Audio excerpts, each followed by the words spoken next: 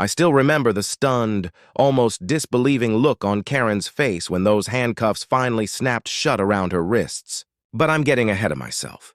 This whole mess began on what was supposed to be a picture-perfect Sunday morning.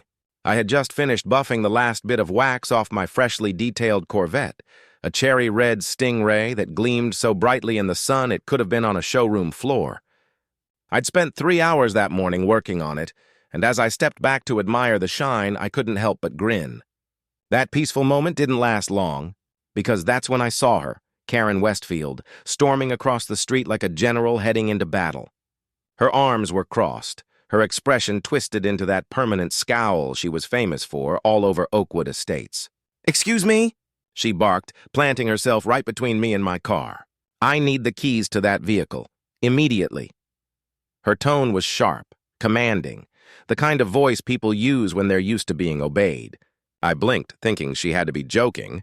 "Karen, what are you talking about?" I asked, trying to keep my voice calm even though my patience was already thinning. "That's not your Corvette," she snapped, chin jutting forward like she was delivering a verdict.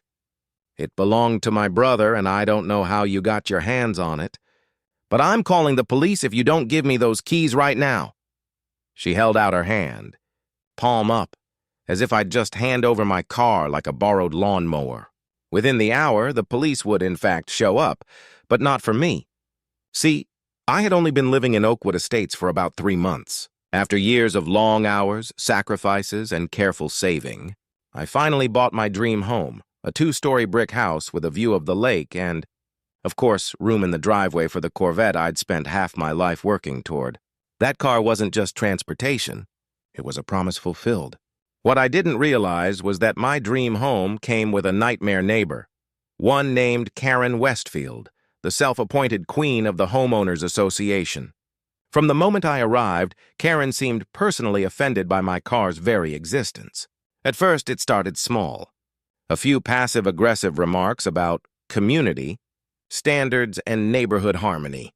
Then came the polite but pointed letters tucked under my doormat, thinly veiled warnings about aesthetic guidelines. Such a bright color, she once told me, with that syrupy smile that never reached her eyes. Most homeowners here prefer more understated vehicles. I'd smile right back, resisting the urge to rev the engine just to watch her flinch. But things escalated fast. Soon I started finding neon-colored violation notices stuck to my windshield. Vehicle in violation of community guidelines, inappropriate color scheme. Disruptive to neighborhood aesthetic harmony. Ridiculous. So I sat down and actually read the HOA bylaws, every page. Not a single word about car colors or makes. The only rules were about where you could park and whether the vehicle was operational. When I brought that up at the next HOA meeting, Karen barely glanced at me before waving her hand dismissively. "The board," she said in that smug, patronizing tone, "reserves the right to interpret the guidelines as necessary for the good of the community." That's when I realized reason wasn't going to work with her. The real tipping point came a week later when I installed a new exhaust system. I had gone out of my way to make sure it wasn't too loud, just a deeper, cleaner rumble. Still, the next morning, I looked out my window and saw Karen standing in my driveway, phone in hand, snapping photos of my car like she was gathering evidence for a court case. When she saw me watching, she stormed up to my front door and rang the bell over and over until I opened it. "Your car," she declared, glaring at me like I'd committed a felony, "is in direct violation of community noise ordinances. If you don't remove that modification within 48 hours, I'll have it towed, at your expense." She turned on her heel and stomped off before I could even respond, leaving me standing there in disbelief, staring at the woman who clearly thought she ruled the entire neighborhood. Little did she know her crusade against me was about to backfire spectacularly. "You said..." Her face was flushed with that all-too-familiar mix of indignation and satisfaction, the thrill of control. You could practically see the smug delight in her eyes as she squared her shoulders and declared her authority. "Karen, the exhaust is well within legal decibel limits," I explained evenly, refusing to give her the reaction she wanted. "I checked the city regulations before I even installed it." She leaned in slightly, lowering her voice to a conspiratorial tone. "This isn't about city regulations," she hissed. "This is about HOA rules. And as president, I decide what constitutes a violation." Her message was crystal clear. She wasn't enforcing rules. She was wielding power. I refused to let her rattle me. I simply nodded, thanked her for her concern, and shut the door. That night, I ordered and installed a high-definition security camera aimed squarely at my driveway. I had a bad feeling this wasn't over, and I was right. Over the next 2 weeks, Karen's obsession reached new heights. First came a community-wide email she titled, "Maintaining Neighborhood. Tranquility," which not so subtly called out certain residents for owning inappropriately flashy vehicles. Then she tried to push through a new HOA rule, an emergency vote on vehicular aesthetic standards, clearly designed to target my Corvette. When that motion failed, thanks to the few sane board members who saw through her scheme, she resorted to more petty tactics. One Saturday morning, I caught her outside with a tape measure, crouched beside my car. She was measuring the exact distance between my Corvette's tires and the curb. When I opened my front door and raised an eyebrow, she smiled sweetly. "Just doing my duty as HOA president," she said. "Someone has to maintain standards around here." The next day, I found a bright orange notice taped to my front door. According to her latest accusation, my car was leaking fluids and damaging the property. It was a total lie. I grabbed my phone, took a dozen photos of the spotless driveway, and sent them straight to the HOA board as proof. Karen didn't respond, but I could practically feel her seething from across the street. Then came that fateful Sunday. The day Karen completely lost it. It was a warm, quiet morning. I was outside again, applying one last polish to the Corvette's hood, when I saw her storming toward me. Her steps were brisk, her expression a mix of determination and something unhinged. A few neighbors were outside, too, walking dogs, watering lawns, grabbing their mail, and they all paused to watch the drama unfold. Karen stopped dead in front of me, planting herself between me and the car like a guard dog. Arms folded, voice raised. "I've had enough of this charade," she declared, loud enough for everyone within 50 feet to hear. "That is my brother's Corvette, and I want the keys. Right. Now." Her voice cracked just enough to sound emotional, but it was the kind of performance you'd expect from a bad community theater audition. I blinked, stunned. "Karen, what are you talking about?" I said slowly. "I bought this car brand new 3 years ago." "Don't lie to me," she shouted, her pitch climbing higher. "This is Robert's car. Same model, same color. He passed away last month, and his car went missing right after." "You stole it!" Then she jabbed a finger toward the license plate frame. "He had that exact same one." "You're not fooling anyone. You took it, and I'm going to prove it." By now, half the neighborhood had gathered nearby. Phones were up. Cameras recording. The scene was straight out of a reality show. I took a slow breath, keeping my voice calm. "Karen, I'm really sorry for your loss, but this is my car. I have all the paperwork and the title inside the house. I can show you right now." I started to reach for my phone, intending to pull up my registration. But before I could even unlock the screen, she lunged. Karen actually lunged for my keys, grabbing at my hand like a desperate pickpocket. "Give me those keys!" she shrieked. "That car belongs to my family."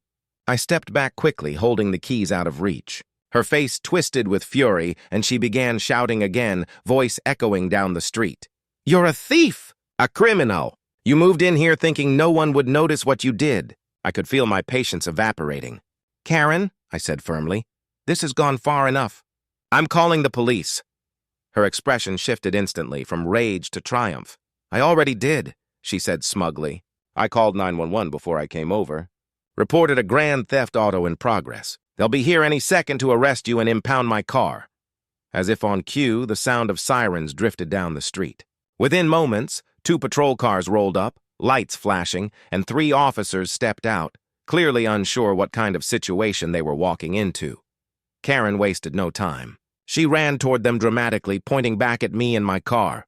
"That's him, officers! That's the man who stole my brother's Corvette!" she cried, tears suddenly streaming down her cheeks like she was auditioning for an award. I have the spare key at home, his paperwork too. He must have hotwired it. The lead officer, a composed woman with mirrored sunglasses and a calm, practiced tone, held up her hand.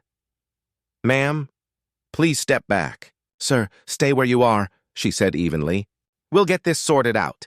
Then she turned to me. Sir, can you provide proof of ownership for this vehicle? The crowd held its breath, and I knew this was the moment everything would turn. Absolutely, I said confidently, unlocking my phone and pulling up my digital glove box app. I have photos of the title, registration, insurance cards, and the original purchase agreement from the dealership. I handed the officer my phone, showing her each document clearly displaying my name. I also have the physical copies inside if you'd like to verify them. The officer nodded, her expression calm but focused. Yes, sir. Please retrieve those. I went inside and returned with a neatly organized folder containing every piece of paperwork, title, registration, insurance, and the original sales contract from the dealership. As I handed them over, I could feel the eyes of the entire neighborhood on us. The officer reviewed the documents carefully, her brow furrowing slightly in concentration, before she turned to her colleagues and nodded. Meanwhile, Karen's composure was unraveling by the second. Those documents are obviously forged, she suddenly shouted, her voice cracking with hysteria. He probably photoshopped his name onto my brother's paperwork. Check the VIN. It'll match my brother's car. Her words tumbled out fast, erratic, desperate. The officers exchanged a glance but followed procedure, checking the VIN against their database. It only took a few moments before the lead officer looked back up, expression neutral but definitive. Ma'am, she said evenly, the vehicle is legally registered to him. It's been in his name for over 3 years. The color drained from Karen's face, but she wasn't done yet. I can prove it, she stammered, regaining some of her false bravado. I don't have my brother's documents with me, but if you come to my house, I can show you photos of Robert with the car. It's identical, same model, same color, same everything. The officer exhaled quietly, glancing at her partners before replying. Ma'am, even if your brother owned a similar car, that doesn't mean this one belonged to him. All the documentation here confirms ownership under this gentleman's name. That's when Karen completely snapped. Her face flushed deep red, and her voice rose to a near scream. You're not listening to me. He manipulated the paperwork somehow.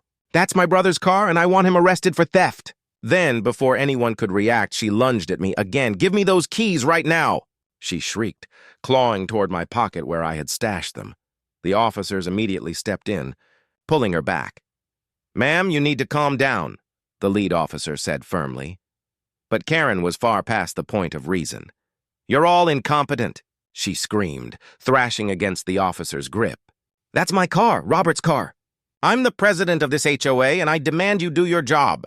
She suddenly twisted free and lunged again, actually catching the edge of my jeans pocket and tearing it as she tried to grab the keys. That was it. The officers acted in an instant. They restrained her, pinning her arms as she kicked and shouted. The lead officer's voice cut through the chaos, steady and authoritative. Karen Westfield, you are under arrest for filing a false police report, attempted theft, and assault. The sound of handcuffs clicking shut was sharp and final.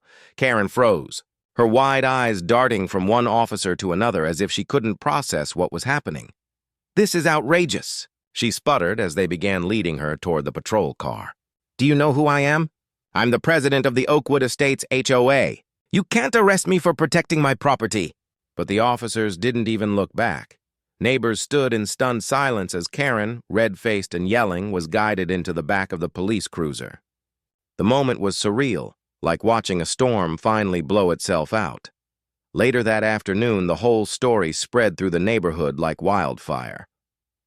I learned from one of the officers that Karen had been formally charged with filing a false police report, attempted theft, and assault. And the kicker? During their investigation, it turned out Karen didn't even have a brother named Robert. The entire story, the brother, the death, the missing car was a complete fabrication. The evidence against her was airtight. Multiple eyewitnesses, police body cam footage, and security camera recordings of her trying to grab my keys. Within days, the consequences came crashing down on her.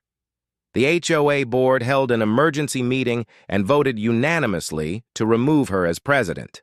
Her employer, a local real estate agency that branded itself on integrity and professionalism, suspended her indefinitely without pay, pending the outcome of her criminal case.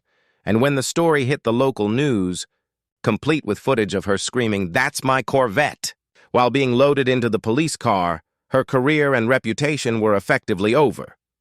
3 months later, her sentencing made the front page of the community paper. Her high-priced attorney tried to spin the story, claiming Karen had been under severe emotional distress and wasn't thinking clearly. But the judge didn't buy it. Being emotionally upset, he said firmly, does not excuse filing false reports, committing assault, or lying to law enforcement. Karen was sentenced to 6 months in county jail, 2 years of probation, and ordered to pay $5,000 in fines plus court costs. As the bailiff led her away, her face was pale, no more fury, no more smug defiance, just shock. It was the first time, perhaps in her entire life, that Karen Westfield realized her self-given power didn't make her untouchable. Justice had finally caught up.